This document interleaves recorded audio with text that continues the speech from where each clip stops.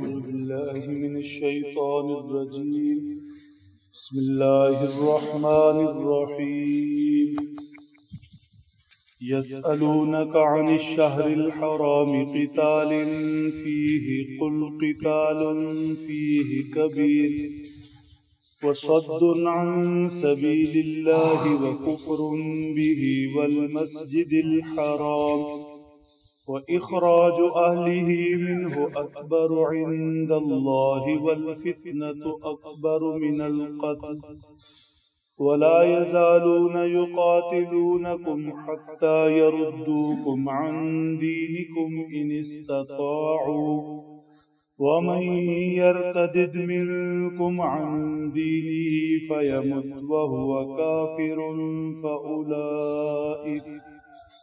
فأولئك حبطت أعمالهم في الدنيا والآخرة وأولئك أصحاب النار هم فيها خالدون صدق اللہ۔ سال کے 12 مہینے اللہ جل شانہ کے پیدا کردہ ہے۔ ان عدت الشہور عند اللہ 12 شہر، 12 مہینوں میں 4 مہینوں کو حرمت والا بھی اللہ ہی نے بنایا ہے۔ منہا 4 حرم، ذیقعد، ذی الحجہ، محرم اور رجب۔ ان 4 مہینوں کا احترام لازم ہے۔ زمانہ جاہلیت میں کافر بھی ان 4 مہینوں میں قتل و قتال نہیں کرتے تھے۔ اتفاق ہوا کہ صحابہ کرام کی ایک جماعت کافروں سے لڑنے کے لیے بھیجی گئی تھی۔ جمادی الثانی کا آخری دن تھا۔ رجب شروع ہونے لگا تھا کہ ان کا کافروں سے آمنا سامنا ہوا، لڑائی ہوئی، کافروں کو شکست ہوئی۔ اس ہزیمت سے بچنے کے لیے انہوں نے واپس آ کر یہ مشہور کر دیا کہ مسلمانوں کو حرمت والے مہینے کا بھی لحاظ نہیں۔ دیکھو رجب میں انہوں نے ہمارے ساتھ لڑائی کی۔ مسلمانوں کے خیال میں جمادی الثانی کا آخری دن تھا، حالانکہ وہ رجب شروع ہو چکا تھا۔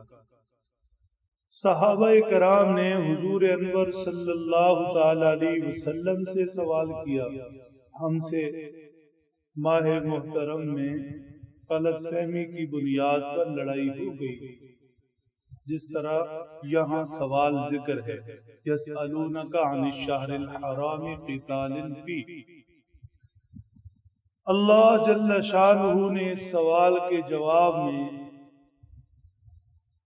پہلی چیز تو یہ ارشاد فرمائی کہ واقعی حرمت والے مہینے میں قتال کرنا، لڑائی کرنا بڑا گناہ ہے۔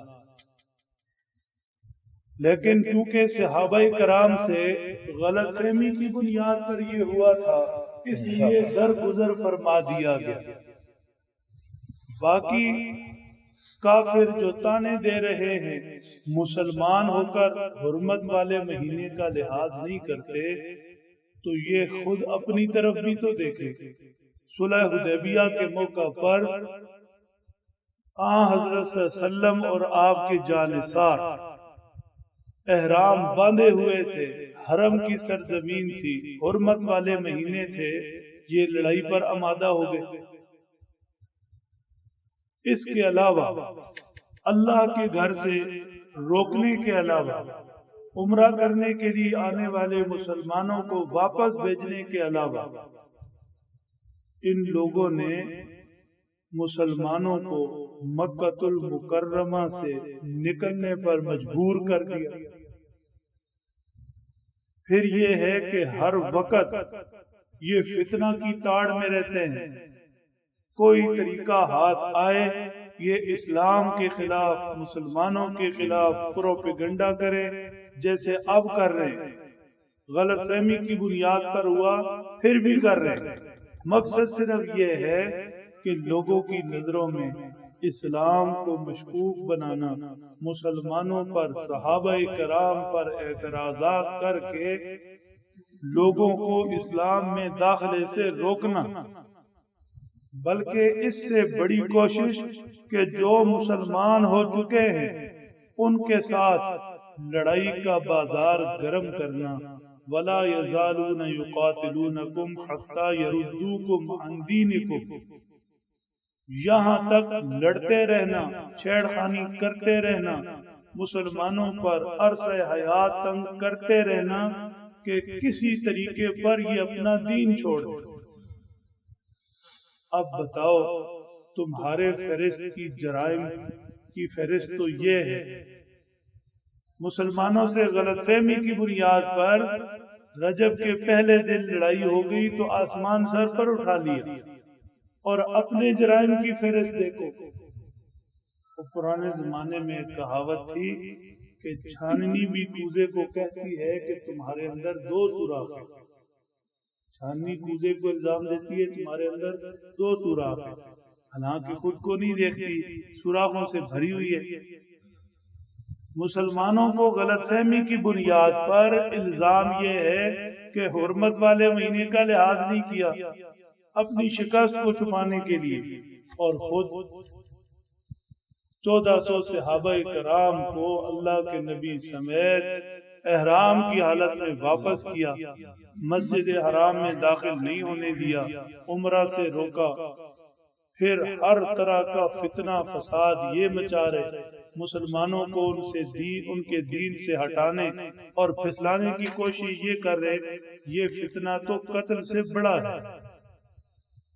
فرمایا یاد رکھو، جو بھی کافروں کی سازشوں میں آ کر، کافروں کی چالوں میں آ کر اپنے دین سے پھر گیا، اپنا سب کچھ برباد کر بیٹھے، دنیا بھی برباد اور آخرت بھی برباد، دنیا بھی برباد اور آخرت بھی برباد۔